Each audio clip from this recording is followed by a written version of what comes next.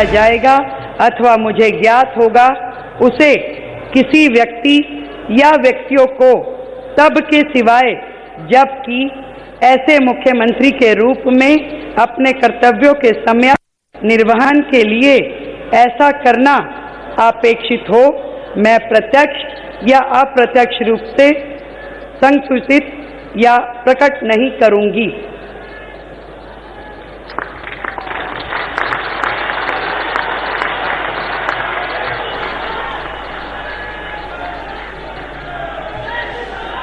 तो रेखा गुप्ता दिल्ली के सीएम पद की शपथ लेती हुई, दिल्ली की अब नई मुख्यमंत्री हैं रेखा गुप्ता। उनका करियर छात्र राजनीति से शुरुआत हुई और दौलत राम कॉलेज दिल्ली यूनिवर्सिटी से पढ़ाई की है। इस दौरान उन्होंने अखिल भारतीय विद्यार्थी परिषद के साथ अपने राजनीतिक करियर की शुरुआत की थी एक छात्र के तौर पर।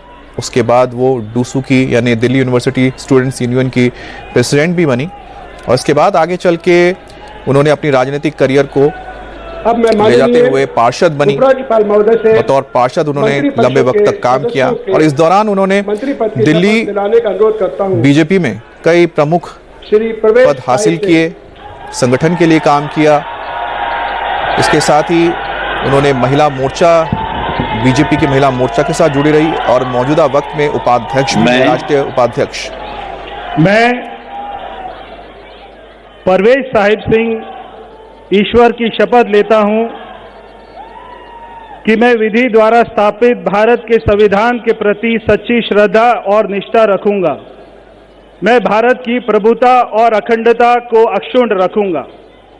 मैं मंत्री के रूप में अपने कर्तव्यों का श्रद्धापूर्वक और शुद्ध अंतःकरण से निर्वहन करूंगा।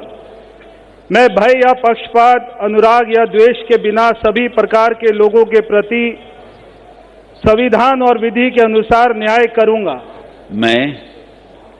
मैं परवेज साहिब सिंह ईश्वर की शपथ लेता हूं कि जो विषय मंत्री के रूप में मेरे विचार के लिए लाया जाएगा अथवा मुझे ज्ञात होगा उसे किसी व्यक्ति या व्यक्तियों को तब के सिवाय जबकि ऐसे मंत्री के रूप में अपने कर्तव्यों के सम्यक निर्वहन के लिए ऐसा करना अपेक्षित हो मैं प्रत्यक्ष अथवा अप्रत्यक्ष रूप से संसूचित या प्रकट नहीं करूंगा। जय हिंद। तो प्रवेश वर्मा ने भी शपथ ग्रहण किया है और प्रवेश वर्मा जायंट किलर है क्योंकि अरविंद केजरीवाल को नई दिल्ली सीट पर उन्होंने मात दी है। अरविंद केजरीवाल जैसे बड़े नेता को हराकर प्रवेश वर्मा ने हलचल पैदा कर दी। पहले अटकलें लग रही थी कि प्रवेश वर्मा मुख्यमंत्री बन सकते हैं, लेकिन आखिरकार पार्टी ने सबको चौंकाते हुए रेखा गुप्ता को अपना मुख्यमंत्री पद का दावेदार चुना और रेखा गुप्ता अब मुख्यमंत्री बन चुकी हैं, शपथ ग्रहण हो चुका है। अब आशीष सूद मंत्रिमंडल में शामिल होने के लिए पद की शपथ मैं आशीष सुशीला मदन गोपाल सूद ईश्वर की शपथ लेता हूं कि मैं विधि द्वारा स्थापित भारत के संविधान के प्रति सच्ची श्रद्धा और निष्ठा रखूंगा। मैं भारत की प्रभुता और अखंडता को अक्षुण्ण रखूंगा। मैं मंत्री के रूप में अपने कर्तव्यों का श्रद्धापूर्वक और शुद्ध अंतःकरण से निर्वहन करूंगा तथा मैं भय या पक्षपात, अनुराग या द्वेष के बिना सभी प्रकार के लोगों के प्रति संविधान और विधि के अनुसार न्याय करूंगा। मैं आशीष सुशीला मदन गोपाल सूद ईश्वर की शपथ लेता हूं कि जो विषय मंत्री के रूप में मेरे विचार के लिए लाया जाएगा अथवा मुझे ज्ञात होगा उसे किसी व्यक्ति या व्यक्तियों को तब के सिवाय जबकि ऐसे मंत्री के रूप में अपने कर्तव्यों के सम्यक निर्वहन के लिए ऐसा करना अपेक्षित हो मैं प्रत्यक्ष अथवा अप्रत्यक्ष रूप से संसूचित या प्रकट नहीं करूंगा। भारत माता की जय।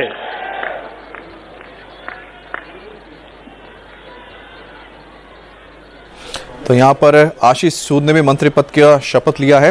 आशीष सूद संगठन से जुड़े रहे हैं, लंबे वक्त से ग्रास रूट लेवल पर इन्होंने काम किया। उनकी राजनीति भी छात्र नेता के तौर पर शुरुआत हुई थी दिल्ली में, और उसके बाद लगातार वो पार्टी के लिए काम करते रहे। बीजेपी के प्रदेश महासचिव भी हैं आशीष सूद। गोवा, जम्मू कश्मीर में सह प्रभारी रहे थे और इस दौरान उन्होंने चुनाव के दौरान काम किया। बहुत मेहनती माने जाते हैं और कार्यकर्ताओं के साथ उनका एक बेहतरीन कनेक्शन है। जनकपुर से उन्होंने जीत हासिल की है और बीजेपी का पंजाबी चेहरा है। अब मनजिंदर सिंह सिरसा, सिख चेहरा दिल्ली कैबिनेट का।